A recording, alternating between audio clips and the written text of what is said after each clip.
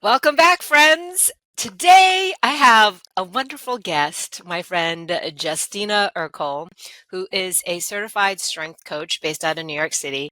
But her path is a little different because she was a musical theater professional for a decade.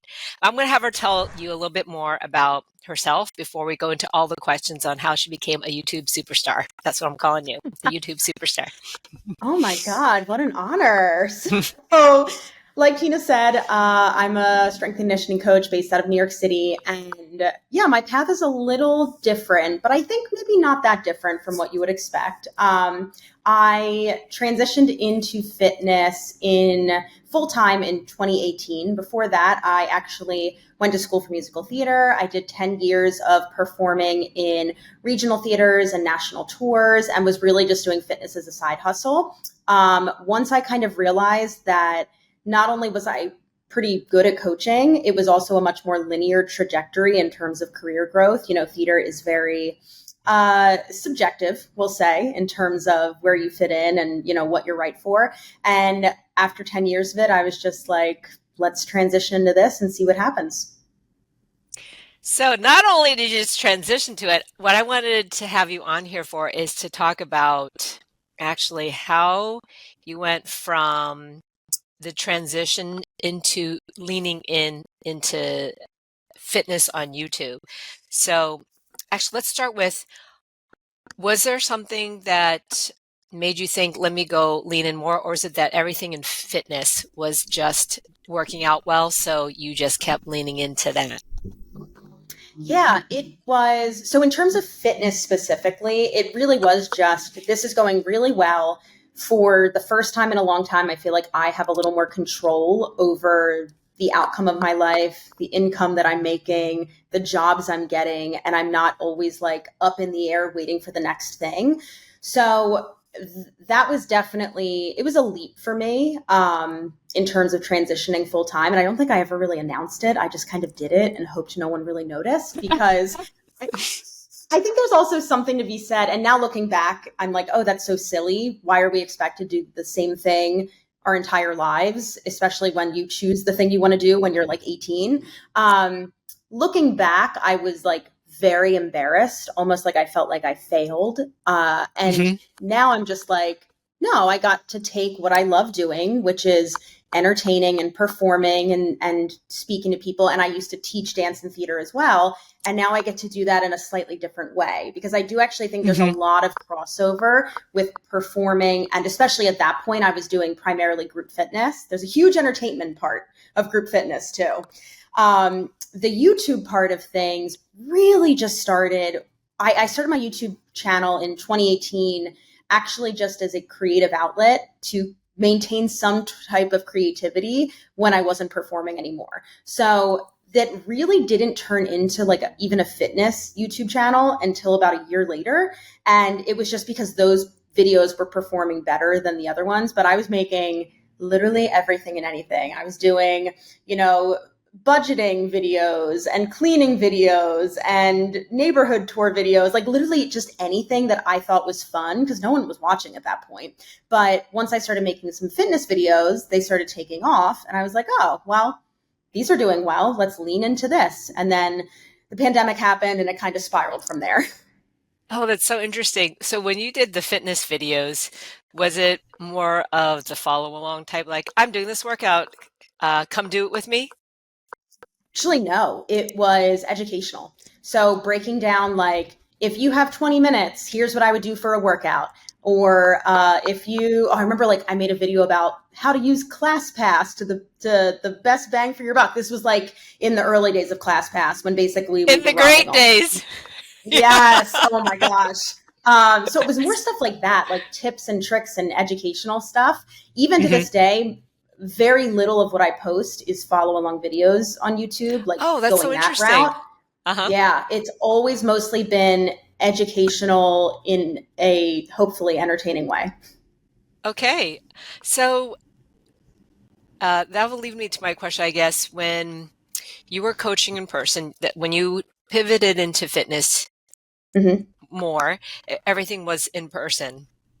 At what Yes. point, or how was the transition between in person to mostly online or mostly on YouTube? Or is that Yeah. actually what's going on right now? I would say what's going on right now is a little bit of everything. I have YouTube as a source of income slash Hmm. marketing. I have a handful of in person clients. I have a handful of one on one clients, like online on Zoom. And then Hmm. I have some people I just write things for. But then the primary point of income is my online membership, the Fit Club, where they have pre-made programs they can choose from. There's live classes that I teach once a week. There's just all of the on-demand content. So that's the primary online source that I have right now. And Okay. honestly, I would say the transition into all of that was very natural, I think, because this all happened really during COVID times where you kind of had no other option but to go online. Hmm. So blessing and a curse, of course. But I honestly think the transition was really natural, but I only think it was so natural because I had so much time and experience in person. And I will say this to the end Hmm. of my days, training people in person, whether it's in a group setting or one-on-one, is the most invaluable experience in the world. Like I think that right now, because the online space has really expanded, which I think is incredible, and it gives you access to so many other people and more people access to you. I also think that too many people try to skip that step of actually training your training eye, understanding what different cues work for different types of learners, understanding even just down to what people actually need. Because especially in the online space and on social media, there's all of these quick fixes and this is the hot new thing. And really, when you get Hmm. down to it, what people need is the same it's always been. It's the basics. They need to lift heavy things, they need to get their heart rate up, they need to move during Hmm. the day. And I think that continuing to come back to that by keeping the in-person stuff, even if it's smaller than I used to do, really helps keep you grounded as a coach. That's so interesting. When you were saying that, it was making me think about actually talk therapy because I'm sure because of during COVID times, if you've anyone's done talk therapy on Zoom or on the phone, it is not the same as being in person. The Yeah. best therapy I feel like is an in-person therapist. Yes, I agree. Having done both, I agree. Yeah. So that's interesting. So you would never take out the in-person aspect of training because it just No. keeps your coaching skills sharp. Yeah. I mean, I just think whether it's one on one or even group, I mean, they're two separate beasts. I know you do both as well, but I Yeah. think it just keeps you sharp as a coach and taking that Yeah. away. Just my personal opinion. I just think it keeps you good, keeps you sharp. Yeah. That's so interesting. I was just thinking, we both went through the same plyometric intensive course with Matt McInnes Watson. And I guess, and that's in some ways for higher level clients, I guess, for plyometrics. Like if someone's a little hesitant. And I thought about how recently someone's like, well, what do you do if someone is afraid of jumping? Period, Mm. because their doctor scared them or whatever. And it made me think about my small group because I'll have a couple people who will say like, oh, I don't do jumping because of whatever XYZ. But then in the warm up, I'll have them skipping. And I was like, oh, I just tricked. I mean, I didn't trick you, but Yep. they're jumping, but they're not thinking about jumping. But it's like something you wouldn't necessarily realize or think about using until you're in that in-person situation where you can be like, okay, we're doing this now, and they're not, and not you're not using the word jumping, and you're just like, we're doing this, we're skipping sideways, blah, blah, blah. But Yep. a way that being in person can give you something valuable that theoretically you might not think of if you're not meeting with people Totally. live. Yeah. So I know I got you on here. I have so much fun like talking to you about so many things, but I wanted people to learn more about uh, how maybe they can lean into or use YouTube because I know it's hard enough doing Instagram and doing different types of social media because we only have so much time in a day. So I'd love to hear more about, I guess, what works for you in terms of YouTube. Let's maybe go over how much time do you spend a day or in a week? Is it devoted to your YouTube content? Yeah. It's funny. I actually talked about this fairly recently in another setting, and I literally went through my calendar and added up the hours because I got the same question. Um, Over the course of a month, I typically spend about 40 hours on YouTube. So that's Okay. scripting, editing, filming, uploading, doing the research, whatever, which Okay. honestly, at this point is very manageable for me. Hmm.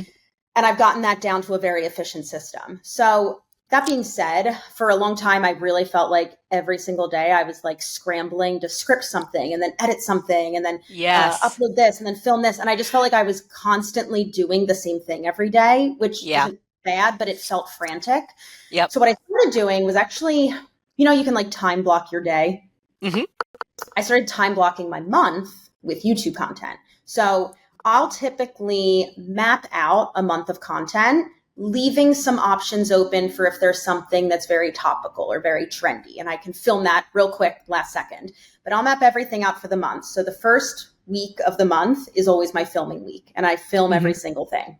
The second and third week are always my editing weeks. And then the fourth week is like my rest week / let's look ahead and plan out for the next month. That I've been doing for almost a year, and Hmm. that fits a lot better because it just gives me I don't know. Like structure. Oh, yeah. I guess it's even use of time, or you're able to. Yes. Yeah.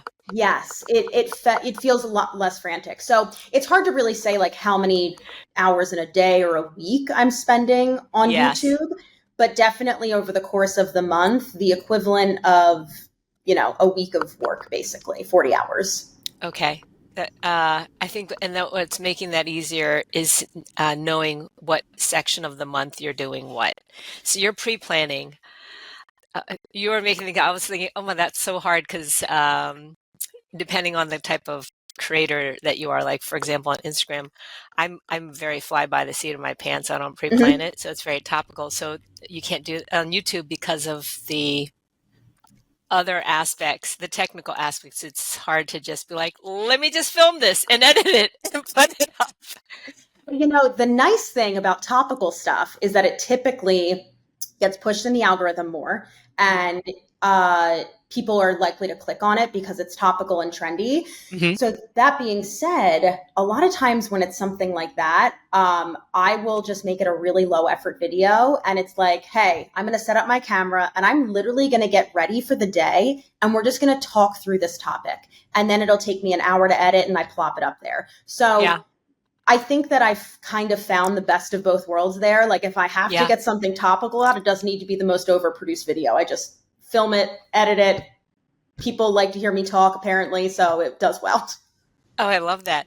I think the intimidating aspect of what you do is also what you're saying, the behind the scenes stuff.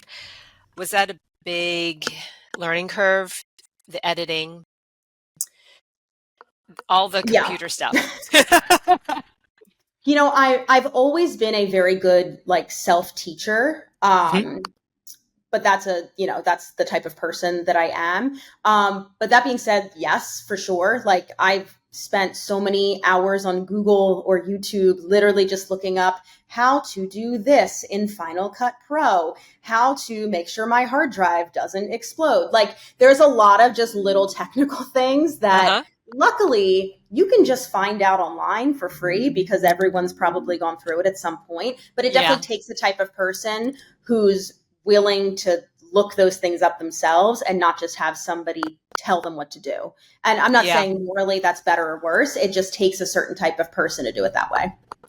Would you suggest, or do you think one needs to do all that if they wanted to create content regularly for YouTube?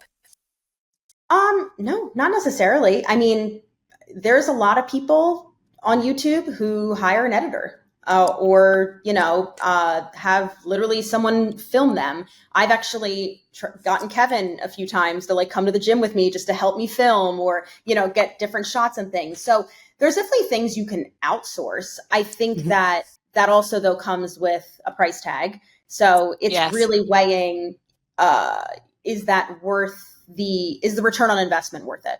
And for Hmm. me, I really enjoy the creative process, but also then the behind the scenes process of editing. So that's something for YouTube I would never give up. But there's that's definitely ways interesting. Like even if you got busier, you wouldn't give that part up. No, it's also though, I think I have to always check in with myself. Like, do I not want to give it up because I'm a control freak, which is definitely true. But also I do really enjoy it. And I think that because I'm not just putting out follow along workouts or very kind of, I'm putting out things that are literally me talking and expressing my opinions. And I want it to feel like it's coming from me rather than someone else's style of editing on top of me. So I think it's also kind of let me make sure that my message is coming across in the way that I intended it to. That makes sense because the editing will give a flavor too. So it's really expressing you in the most you way possible. Yes. Okay, let me see if I have. Okay, so just to get an idea, so the last 5 types of video that you've created, just so of an idea of what works, can you describe it? Like how to do blah, blah, blah, or I honestly assumed it would be more follow along videos because that's so prevalent on YouTube. So it's nice to know that you're mostly, you're educating people. Yeah. I break up my content into 3 different buckets or types of content. So I'll do a handful of videos that are educational, probably more sit down type of videos. Then I'll do things that are commentary. So talking about things you see online or trends or things that are topical. And I can usually rely on those to perform pretty well. And then the creative stuff, the behind the scenes, the, come work out with me, that type of thing. So, an example of an educational video would be if you're short on time in the gym, here are 4 different movement patterns I would prioritize. The commentary stuff would be like, hey, here's this awful TikTok that I saw this month. Let's break down why this sucks. And then the behind the scenes could be like a week of workouts, come along with me. So those are the 3 different types. And I know for a fact that if I narrowed in really heavily on one of those, I would probably see more rapid growth. But I don't want to do that because at the end of the day, YouTube started as a creative outlet for me, and having a mix of those things keeps it creative and fun. And the moment it's not fun anymore, I'm not going to want to do it. Oh, I love that you know that, and then you want to keep it enjoyable. Yeah. And I knew this was relating to 2 things. I remember you said that some of your online business, as in your remote coaching, comes from people finding on YouTube. Can you maybe talk more about with creating these videos and the results in terms of people finding you? Yeah. I would have to guess at this point, probably close to 90% of my clients, whether they're one-on-one or whether they're in like my online membership, have found me from YouTube, which is absolutely bonkers. Incredible. Yes. And I think that's what's very significant. You're being you as a coach, and people are finding you that way. Yeah. And it's like, it is wild. And I'm very grateful for this. I've never had to spend a penny on marketing because YouTube has been all of my marketing. But I think that the key here is that, especially because there's nothing wrong with doing follow along workout videos. That's great. But especially because I'm kind of pulling back the curtain and expressing more of what I believe in and my approach, and also my background educationally, and me, walking the walk and showing my workouts. I think that it has built a layer of trust with people. And, I don't know how long people watch me before they buy in, but I think that the longer form content gives you more opportunity to build that trust. People really, at the end of the day, want to, at least the people that I attract, want to spend their money in a way that ethically or morally supports the things that they believe in, because the fitness industry, and it has been this way for a long time with women, is very predatory. And so I think that people find that layer of trust by ingesting the longer form content, which was really a happy accident. Don't let anyone think that I was like a mastermind and planned that all along. It just kind of happened that way. You are being true to the way you do things, and then that's just, and people have been attracted to that. I was thinking about how even on Instagram, that's one of the key things right now is not so like I'm an expert, but like this is my take on things, Mhm. and so that people can, I guess, find that connection with you. I like that. Have you ever had a business coach or any type of mentor in terms of fitness business? No. What? Oh my gosh. I find a lot of the like coaching for coaches industry very scammy. Like Hmm. I probably get like 20 emails and DMs a day of people who don't follow me and don't really know Was anything that about Kevin in me. the background that sneezed? Yes. Bless you, Kevin. Like I hope you didn't hear that. New York City apartments, you hear everything. So yeah, I just find a lot of the offerings a little scammy, and I never really know how to sort through like who is actually going to produce a good return on investment, who am I actually going to learn something new from that I can't just find online. Because when I first started things online, I did a lot of research on YouTube and listened to so many podcasts and gathered a lot of information there. But I think honestly, the best way that I learned, and I think the person that told me to do this, I think it was Charlie Atkins, but we're gonna give her credit anyway. But she owns an app called La Sweat, and she used to be like really big at Soul Cycle. But she once said to me, she said, "Look at what other people are doing, and find the things that you like, and then look at that thing and go, wow, I love that. Here's how I'm gonna make it my own, and I'm gonna do it better." And that was honestly the best advice that I ever got because it gave me such clear ideas of where I wanted my business to go and look like, and has Mhm. influenced every single one of my decisions across the board. Now, that being said, if anyone has recommendations on good marketing or business coaches, I'm always happy to hear it. I just have never found one that I don't feel like is going to scam me. That's so interesting because I've had a few, and so it's interesting to know that you've done really well without having to have, hire a business coach, or even how do you, I guess, manage your systems? So you have a business that, different buckets in your business. You just figured out how to make everything run smoothly.